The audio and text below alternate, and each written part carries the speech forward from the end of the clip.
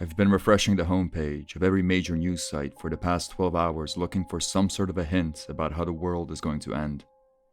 I know it's crazy, I know it's irrational, but I can't escape the feeling that there's only a couple days left before everything ceases to exist. I'm not exactly sober right now, so excuse me if I ramble. I just needed to get this out. For the past 4 years, I worked in a writing room for a children's TV show. If you're between the ages of 7 and 12, you might have heard of it. If you aren't, then you haven't. It wasn't exactly the most glorious of gigs. When I was younger, I imagined I'd be a household name by now, but reality sets in over time. 4 years later, December 2021, we finish off the script for the final season. The writing team dissolves and we all gear up to enter the new year freshly unemployed. It was all pretty bittersweet. I don't think anyone had a particularly strong connection with the source material. The last couple of weeks dealing with the studio notes were pretty tense, but most of us had been with the project from the start, and it felt weird saying goodbye to something we'd spent so long working on. I figured I'd look on the bright side and take the ending of the show as a sign it was time to move on to something new and exciting. I promised myself I'd write something gory and raunchy come January, with the hopes of getting myself past the G rating mindset. I took some time off writing during the Christmas holidays, figured providing a bit of a buffer zone between projects would do me good, and I was also spending my first Christmas with my partner's family, so I didn't want to come off as antisocial. Outside of some awkwardness around me refusing wine during Christmas dinner, her family was all sorts of hallmark. Nice people, good food, decent potential in-laws. I got her dad a beard trimmer, because he has a beard, and her mom a book about dogs, because she likes dogs. They got me a fancy pen, because I'm a writer. As far as inoffensive gifts go, I'd say we did pretty well. I'm not a big Christmas person. The whole gift-giving thing makes me anxious. But my partner managed to provide a gift that changed my life. A couple weeks back, my parents sold our first desktop computer to a collector. It was one of those blocky Macintoshes that had a power button in the back and would casually go yabba dabba doo every hour. A good old grandfather clock with a word processor built in. Before getting rid of the computer, my mother backed up all the files on a series of floppy disks. For Christmas, my partner gave me a stack of them. Everything I wrote between 99 and 05, my collection of completed works before we switched over to a computer that could handle colors. I was pretty floored. The idea of reading stuff I wrote when I was 12 filled me with equal parts curiosity and horror. I was expecting a lot of cringe, and a lot of cringe I got. But I also stumbled upon something that's had me scouring the internet for evidence of impending doom. On January 1st, while the rest of the world was slugging through their hangovers, I started reading through my old work. Reading your old writing is a trip. On a long enough timescale, you forget what you wrote and you disassociate with the stuff on the page. You become an audience member, someone who is listening to a storyteller who is very similar to you, but a different person at the same time. My partner and I had a spat about something stupid after New Year's, so I spent the first week of January buried in the floppies. Basically, all the stuff from 05 was something about how cruel and unjust love is and how booze is the only thing that makes life worth living. Yeah, good old teenage angst. I had faint memories of being 18 and drunkenly staying up in the living room thinking I was uncovering some sort of a cruel cosmic truth behind a keyboard. The 04 stuff was all romance stories in which the world conspired to tear two lovers apart. Basically a life-affirming prequel to the bitter rambles of the 05 era. I traveled down memory lane floppy by floppy as the stories got less biographical and ventured more into the realm of space travel and elves. I've left plenty of projects half-finished over the past couple of years. Other stuff would come up, I would lose steam, or I just thought the idea wasn't worth my time. My younger self, however, stuck to his guns and finished every story. The endings weren't always super thought out, some would sail smoothly into conclusion, but most would just abruptly end. A dozen or so plot threads that were left completely dangling, conflicts that dissipated into nothingness, invading armies who just randomly decided to go home. Unsatisfying endings, but endings nonetheless. I was reaching the end of the stack, and the stories were becoming increasingly difficult to read. Space pirates here, space pirates there, evil magicians, and all that other noise a 12-year-old boy would come up with. My partner was meant to leave for a business trip the next week, so we had ourselves a little peace treaty dinner. Neither of us remembered what the original fight was about, and both of us were hungry. By the end of the meal, we were friends again. Gotta love long-term relationships. We came back home, had our first bang of the year, and then she passed out. I wasn't feeling like sleeping yet, so I snuck over to the computer for one last bedtime story. If I had only stayed in bed, I wouldn't be writing this right now. Instead, I went over to the living room and picked out a floppy labeled The Novel. Like most fledgling pen monkeys, my first attempt at writing anything was a novel. There was no pre-planning, there was no set ending. My 12-year-old self just started weaving an unstructured story about another 12-year-old with hopes of a plot emerging on its own. I don't remember writing this thing at all, but what I do remember are the reactions when I sent around the first couple of chapters. My friends said it made them sad. My English teacher recommended me to the school counselor. My father awkwardly sat on the edge of my bed and asked me if I've ever done drugs. After the first couple of chapters, I had to take a walk around the room. The cringe was strong with this one. The novel dealt with the story of Mark, a character who was totally not based on 12-year-old me because he had different colored hair. He would stroll around town being sad and moody while witnessing people being cruel to each other. Cops constantly shot innocent people, every homeless person was getting spit at, half the population was drunk because they couldn't cope with how unfair life was. I can't believe I actually sent the first couple of chapters to people. I'm happy that at some point I stopped showing off my work and kept the narrative to myself.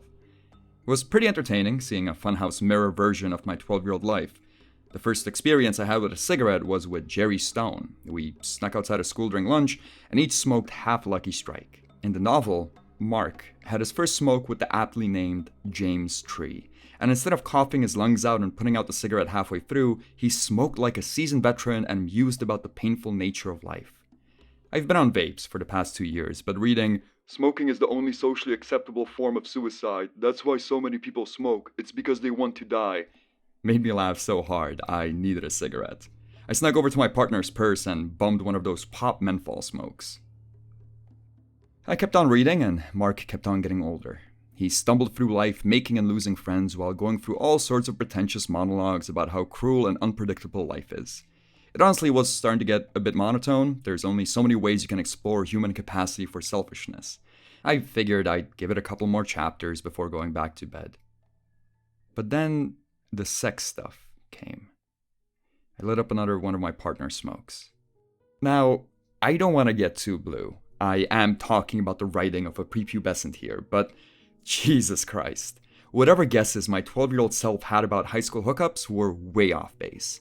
Every tryst was loaded with drama, romantic triangles were everywhere, any teacher below 40 was bagging a student, and every time people had sex, they would get off like 12 times a pop. Thank fucking God I never sent this to anyone else. Pretty sure if my parents had ever read this, they would have me sent to a shrink and would have the school investigated. My early romances were purely limited to being terrified while doing hand stuff at parties. I'm certain none of the teachers banged any of the students, and the number of romantic triangles was pretty sparse throughout my school life. The chapters were frantic, anatomically questionable, and generally off base in terms of human sexuality. Just the type of thing you'd expect from a 12-year-old writing about what he thinks high school is like. I read through a fair amount of gross sex talk, and then I ran across something that gave me pause. Mark met a girl with a gap in her teeth. Up until this point, everything followed a pretty predictable path. Angst, a little bit of booze, more angst, and then some misguided attempts at romance. The story applied to me, but if my 12-year-old self had watched any amount of high school movies, you could have made a handful of educated guesses that would have hit near the mark. But the girl with the gap in her teeth was unsettling. That was something real. I read on as 12-year-old me waxed poetic about my senior year girlfriend.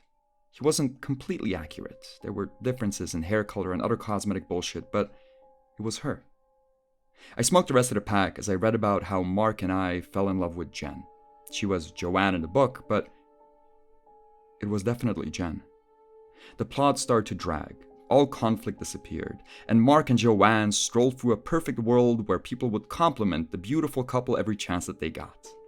30 pages into perfect romance, I realized it was 4 a.m. It was all weird. Really weird, but I promised myself I'd go to sleep at adult times in 2022. I snuck into bed around 4:10. At 4:12, our neighbors came home drunk. They were seemingly in a good mood because they came home singing. They then proceeded to continue their singing, now backed with an out-of-tune guitar. My partner woke up and got all sorts of pissed. She yelled about calling the cops, but nothing came of it. I passed out. I was woken up again at around 8. My partner was still in a bad mood. The living room smelled like an ashtray and her cigarettes were gone. If I had been more lucid, I would have explained myself, but by the time I understood what she was complaining about, she was already out the door. I felt bad about taking her stuff for a bit, and then I went back to sleep. I got up late in the afternoon. As soon as I properly woke up, I went straight to the computer and started reading again. The perfect relationship lasted for about 20 more pages. And then Mark's best friend died. It came out of nowhere. The character wasn't based on anyone I knew and didn't appear earlier in the novel. One of the chapters just started off with Mark at his best friend's funeral. I was confused. For a second, I started to wonder whether my 12-year-old self wasn't just really good at guessing the whole gap in a teeth thing. But then Mark got a text message. Joanna broke up with him. Jen broke up with me after we put down the family dog. The novel wasn't perfectly accurate, but the spirit of the situation was all there. 12-year-old me had predicted my high school breakup. He also predicted the anger. I've been to therapy. I've talked about it. I spent a good chunk of my adult life looking into that particular mirror, but reading those pages made my blood run cold. A great injustice had happened to Mark. His perfect love was torn apart and no one could understand his pain. He had people in his life who were concerned for him. They wanted to talk it out, but whenever Mark told them about how his one true chance at love was over, they'd bring up some dumb high school crush they had when they were his age. No one understood. It wasn't like you could go, "Oh, well, the past is the past," and get over it. The memories lingered. The thought of Joanna with somebody else kept him up at night. He needed to get rid of that image, so he drank. My partner always keeps a bottle of wine in the apartment. She's checked with me 1,000 times, and I keep on telling her it's fine. It's good to have something to offer up to guests, and sometimes she just likes to have a glass after a rough day at work. I don't want my issues to become her issues. I'm not that kind of alcoholic. But reading those pages... Fuck. I haven't craved a drink so bad in 5 years. Mark drank because he wanted something to take his mind off of his shattered love. I wanted to drink because I wanted something to take my mind off of Mark. I started skimming through the chapters. I don't know how 12-year-old me predicted the drunk chapter of my life, but the last thing I wanted to do was go through it twice. I wanted to find out what happens next. Not to Mark, but to me. Mark drank some more. Mark made mistakes. Mark hit rock bottom. Mark moved back in with his parents. Mark readjusted his expectations. Mark got super into self-help books. Mark went through a flurry of unsatisfying relationships. Mark started to go bald. Mark sent in an application to a children's television program. I got lightheaded. My heart felt weird. I had to remind myself to breathe. I lay down on the couch, fearing a heart attack. That's when she came home. I really love her. Like, I would marry this person. But I'm still pretty pissed about how everything played out.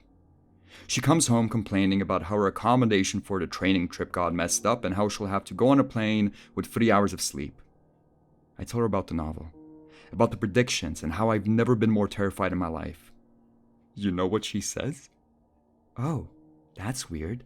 I wonder how the book ends." Then she pours herself a fucking glass of wine and complains about her job like I didn't just fucking tell her I found a book that predicted my entire fucking life. So we argue. The neighbors bang on the wall. She grabs her things and leaves for the airport 2 hours early. The bottle of white remained on the counter. I'm honestly surprised I didn't touch it then. Instead, like a goddamn grade schooler, I took a deep breath and counted to 10. God bless self-help books. I corked the wine and put it back in the fridge. I desperately wanted to get to the ending of the book, but I also understood I messed up. I took some deep breaths on the couch, meditated for a bit, and then I texted her. She texted back. We both did that 3-point apology thing that we promised the therapist we would do, and after a couple texts, we were good as new. She acknowledged that the book thing was freaky. I acknowledged that her boss is an asshole. We both agreed to call the cops next time the neighbors keep us up at night, and then we just talked. I don't remember what we chatted about, but it calmed me down. I stopped thinking about the book.